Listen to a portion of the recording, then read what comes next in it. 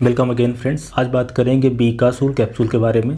जो बेसिक जानकारी होनी चाहिए वो मैं देने की कोशिश करता हूँ कि क्या ये कैप्सूल है, इसके अंदर क्या क्या होता है, किस काम आती है, आपको कितना खाना है, क्या इससे साइड इफेक्ट वगैरह आता है कि नहीं, कितने में मिलती है, कितने दिन तक खा सकते हैं। इस तरह की जो महत्वपूर्ण बातें इस कैप्सूल से संबंधित आपको जाननी चाहिए वो बताने की मैं कोशिश करता हूँ। तो बीकासूल कैप्सूल, इसके अंदर बी कॉम्प्लेक्स ग्रुप का विटामिन रहता है। तो एक तरीके की ये मल्टी विटामिन हो गई। तो बी ग्रुप के सारे विटामिन रहते हैं और साथ में विटामिन सी रहता है। अगर ये बीकासूल प्लेन नाम से आती है और एक आती है बीकासूल जेड करके। जो बीकासूल जेड होती है उसमें बी कॉम्प्लेक्स ग्रुप के विटामिन होने के साथ साथ में विटामिन सी और जिंक भी ऐड हो जाता है। तो जो बीकासूल जेड नाम से आती है उसमें जिंक एक्स्ट्रा रहता है। ये जिंक इम्यूनिटी बूस्टर की तरह काम करता है और मुंह में छाले वगैरह पड़े हों तो उसके लिए ज़्यादा बेनिफिशियल रहता है। बहरहाल अब बीकासूल की बात करें क्योंकि इसके अंदर vitamin B complex vitamin C रहता है। अगर इसके यूज की बात करें कि ये किस काम आएगी, तो पहला इसका यूज है कि ये ताकत और कमजोरी की दवा बोल सकते हो। क्योंकि जो बी कॉम्प्लेक्स ग्रुप का विटामिन होता है, चाहे B1 है, B2 है, B3 है, B6 है, B9 है, B12 है, ये एनर्जी के प्रोडक्शन में इन्वॉल्व होता है, कार्बोहाइड्रेट एंड प्रोटीन के मेटाबॉलिज्म में इन्वॉल्व होता है। तो ऐसे लोग जिनको कमजोरी लग रही है, ताकत की कमी लग रही है, वो लोग ले सकते हैं। इसके अलावा ऐसे लोग जिनको नर्व डैमेज से संबंधित, नसों से संबंधित, बेसिकली ये जो न्यूरल पेन होता है, न्यूराइटिक पेन होता है, न्यूरालजिया हो जाए या तो डायबिटिक न्यूरोपैथी हो जाए या हाथों या पैरों में झुंझुनाहट होती है, कंपन होती है, सियाटिका का दर्द है, उस केसेस में ये बीकासूल लिया जा सकता है। इसके अलावा चूंकि इसके अंदर विटामिन सी और बी ग्रुप के सारे विटामिन रहते हैं, इसलिए ये मुंह के छालों में बहुत अच्छे से काम करती है।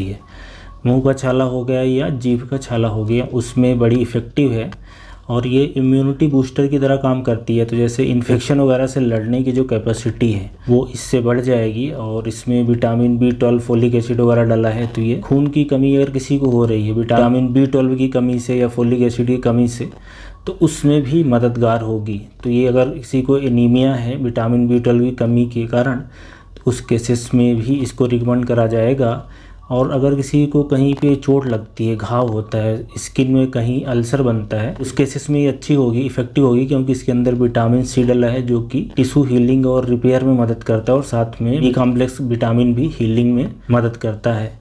तो इन सब बीमारियों में इसको रिकमेंड किया जाता है। तो एक तरीके से आप ये मान सकते हो बीकासूल की ये कमजोरी की दवा है, ताकत बढ़ाने की दवा है, खून की कमी हो जाए या न्यूरल कोई पेन हो उस केसेस में दिया जाएगा। और ऐसे भी लोग ले सकते हैं जिनको खाना सही से नहीं मिल रहा है, मतलब खाना ऐसा मिल रहा है कि उनमें विटामिन बी कॉम्प्लेक्स ग्रुप की कमी होने की संभावना है, जैसे कि बुढ़ापे में हो जाती है। बुढ़ापे में विटामिन की यूजली कमी होने लगती है, या ऐसे लोग जो वेजिटेरियन खाना खाते हैं, या ऐसे लोग जो किसी बीमारी से ग्रसित हैं जैसे कि डायबिटीज वगैरह हो गया है, उस केसेस में ये कैप्सूल लेके विटामिन बी ग्रुप की और साथ में विटामिन सी की कमी को पूरा किया जा सकता है। इसके अलावा कुछ और यूज की बात करें तो ये हेयर, अगर किसी के हेयर फॉल हो रहा है, मतलब बाल झड़ रहे हों या कम अवस्था में ही बाल पक रहे हैं, उस केसेस में भी ये बड़ी इफेक्टिव है। और स्किन और नेल की हेल्थ के लिए भी ठीक होती है, मतलब आपकी जो त्वचा है और नाखून वो सही रहे, उसके लिए भी ये बीकासूल लिया जा सकता है। अब आते हैं बीकासूल के कंपोजिशन की बात करते हैं कि इसमें जो इंग्रेडिएंट्स डले हैं वो किन किन मात्रा में है। जैसे B1 की बात करें, थायमिन की बात करें तो 10 मिलीग्राम है, B2 राइबोफ्लेविन है 10 मिलीग्राम, B3 नियासिनामाइड है 100 मिलीग्राम, B6 पायरिडॉक्सिन है 3 मिलीग्राम, बायोटीन है 100 माइक्रोग्राम, फोलिक एसिड है 1.5 मिलीग्राम, विटामिन B12 कोबालामाइन है 15 माइक्रोग्राम, B5 जिसको एंटोथेनिएट भी बोलते हैं वो है 50 मिलीग्राम और विटामिन सी है 150 मिलीग्राम।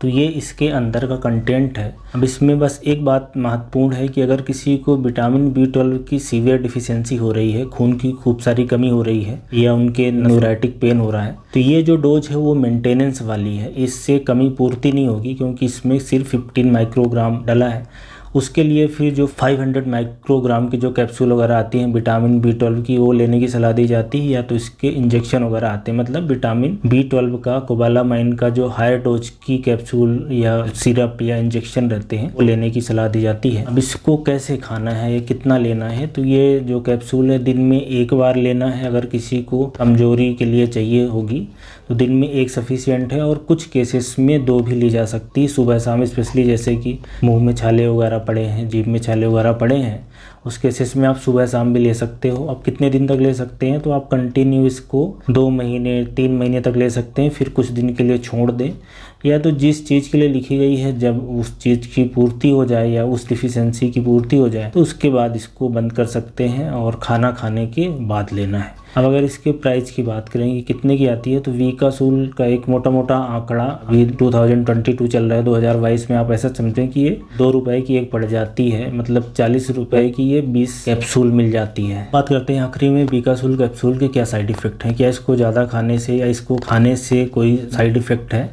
तो विकासूल खाने से कोई विशेष साइड इफेक्ट नहीं आता। कुछ लोगों को पेट के अंदर जलन हो सकती है, दर्द हो सकता है, उल्टी लग सकती है, जी मचला सकता है, और कुछ लोगों को स्किन में रैशेस पड़ जाना, बेसिकली एलर्जिक रिएक्शन हो सकती है। मोटे तौर पे ये दवाई सेफ़ है क्योंकि इसके अंदर जो कंपाउंड डले हैं, चाहे विटामिन बी कॉम्प्लेक्स हो चाहे विटामिन सी हो, ये वाटर सॉल्युबल हैं, तो इसका शरीर में ज़्यादा स्टोरेज होता नहीं। अगर शरीर में ज़्यादा आ गया है तो वो शरीर से बाहर निकल जाएगा। तो ये विकासूल कैप्सूल के बारे में जानकारी हो गई। और विकासूल जेट की बात करें तो जैसा मैंने शुरू में बताया कि उसमें विटामिन बी ग्रुप के साथ में विटामिन सी और जिंक होता है, वो भी एक कैप्सूल आती है, और इसकी सिरप भी आती है, तो उसके अंदर भी सेम फार्मूला रहता है।